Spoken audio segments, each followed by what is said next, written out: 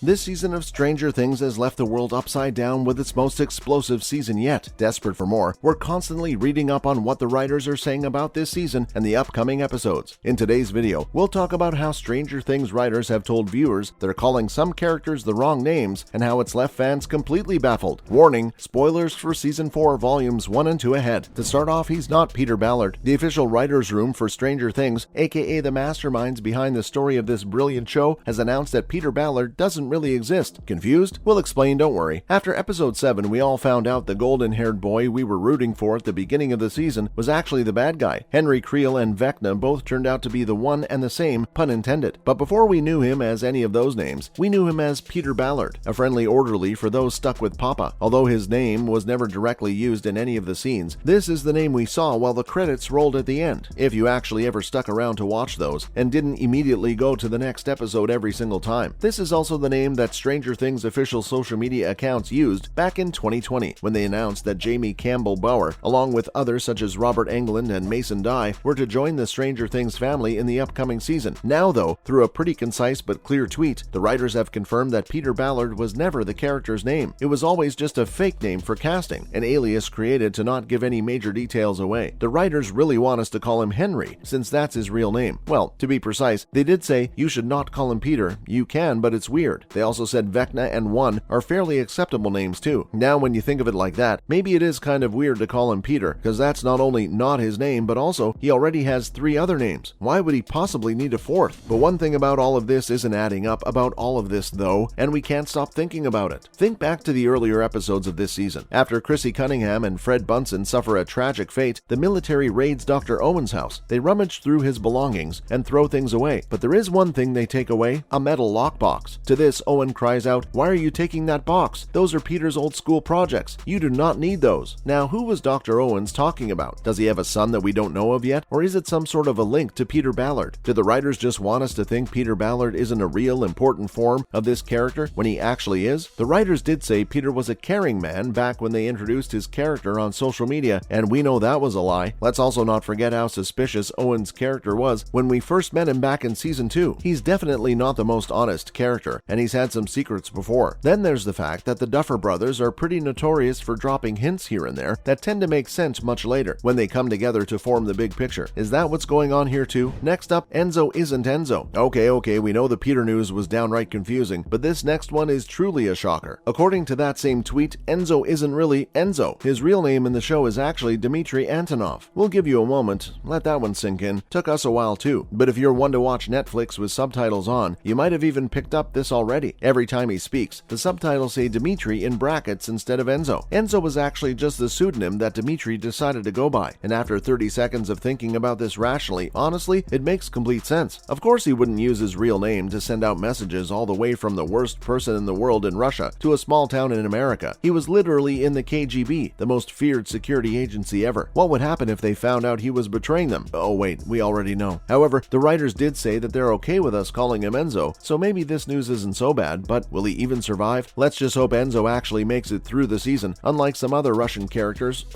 Alexei, may that guy rest in peace. Hope he found his favorite cherry Slurpee up in heaven. But on a serious note, fans are genuinely terrified Enzo will be killed off. It's something the Duffer brothers are pretty famous for, writing a great character we all come to love, and then kill them off by the end of the season, when none of us see it coming. Plus, at least one major character is supposedly dying in Volume 2. Who do you think it'll be? Now on to other news. To begin with, this show has been iconic for a while now. It's been a hit since the day it came out, but no one really saw this coming. This season, after a mere 28 days, has racked up 930 million hours streamed on simply Netflix. This doesn't even account for the millions of people probably watching the show on illegal platforms. These numbers make the season the biggest English language debut of all time on Netflix. Its opening weekend alone broke records globally. At number 1 across more than 80 countries, this show was streamed for more than 287 million hours in its first 3 days, beating Bridgerton's record. We wonder what the stats will be for the next volume. Next up, we have news of Kate Bush running up that hill to smashing success. The artist's Running Up That Hill, featured in the 4th episode of this season of Stranger Things, has made it to the top of the charts in the UK 37 years after its initial release. Yep, the power of this show is truly mind-blowing. After this song saved Max's life in, dare we say it, the best scene we've seen on TV in a long time, it has become extremely viral, particularly on TikTok. Remixes upon remixes boxes have come out, and every editor ever has used it for their Millie and Steve Harrington edits by now. Kate Bush herself has commented on it, saying she knew the track would gather some attention, but never imagined it to explode this massively. We're so thankful she wrote the song back in '85. Without it, our fave girl boss Max wouldn't have made it out alive. And now for some Volume 2 speculation. Netflix has seemingly spoiled Nancy's fate, as 2 weeks before the next volume drops, it unveiled 6 never-before-seen pictures via all official social media. These pictures include various scenes, but one of them in particular includes Dustin, Robin, Steve, Eddie, Lucas, Erica, and Nancy surrounding a table, having a discussion. Yes, Nancy was there too. If you recall the end of episode 7, you'll know the last we heard of Nancy was when she heard Vecna's life story. One of the biggest question marks and cliffhangers by the end of the episode was whether she'll make it out alive. Some even expected that she'd be the one who's killed off in the finale, but clearly this confirms it. She seems to be alive and well. The most popular theory right now is that the first episode of the next volume will feature her escape. Observant fans have noted that the trailer that was released before the first volume showed a glimpse of Eddie playing guitar in the Upside Down. Now that we know that music plays a vital role in protecting one against Vecna, it isn't very hard to put 2 and 2 together and assume that Eddie will be the one to get Nancy out. Finally, an 11 and Vecna face-off may happen. Of course, we have 11-related news. It seems Netflix keeps getting ahead of itself and posting content that might just spoil something. The final poster that has just dropped a week before the next episode's airing might be hinting at a major battle between 11 and Vecna. We see both the parties not looking too happy while facing each other. After all, these two do have history together, and not a pleasant one at that. The poster for the first volume was also very suggestive to the episodes to follow, so we can't imagine why this one wouldn't be as well. Plus, seeing 11 in the gloomy red of the Creel house in the trailer gives us good reason to believe she'll be heading into the Upside Down yet again. We can't wait to see how all of this unfolds. That's a wrap for this video. Were you more surprised about Enzo or Peter? Let us know in the comments below. Make sure to give this video a thumbs up and subscribe to our channel for more videos like this. See you in the next one like this.